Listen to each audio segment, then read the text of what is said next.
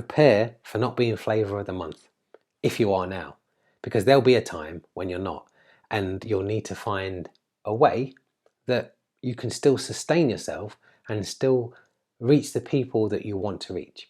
So when in 2012, when we were an NPO, we got a funding cut along with lots of other established companies that had been in the UK as dance companies, there's companies as organizations for like 10, 15 years.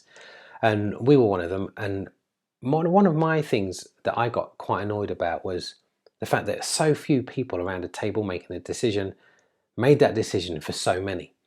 And I still wanted to be able to reach my audience. I still wanted to put my work out there. So I kind of started to look at other ways that I can do that. And one of the things was I took a step back because I didn't want to go back in to that arena and not have it on my terms. So I took a lot of time out. I was working with Dance United. I was still choreographing. I was still teaching there. I was still doing stuff, but I wanted to be able to reach out and have it and own all the things that I'm saying. Own the discourse. Have your own space. I'm getting to the space later. You build up your audience. I wanted to be able to reach that audience in the same way. And one of the things that I'd been going to was a lot of tech events and just realizing the things that they were doing, like I'm doing now. I'm talking to you online, you're watching it, maybe you're disinterested, you're listening to it on your headphones, I don't know. But it was about how can I still reach my audience without having to go through a theatre? So I started to get into digital, I started to get into live streaming, and I basically created this ecosystem where, yes, I'm building up my audience. I have my own way of reaching that audience. So I started to teach online, live online.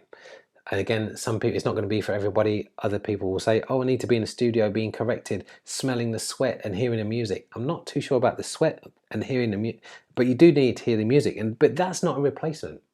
What I usually acquaint it to is if you've got a musician, they'll have if you're in a room of musicians and I say, which of you has an MP3 out there or something that we can download to find out about your work? 100% of the room is going to put their hand up. Now, if I'm in a room with dancers or actors and I say, how many of you have got a digital product so I can find out about you other than a website? Because websites, people don't read these days. They want to interact. They want to find out about you.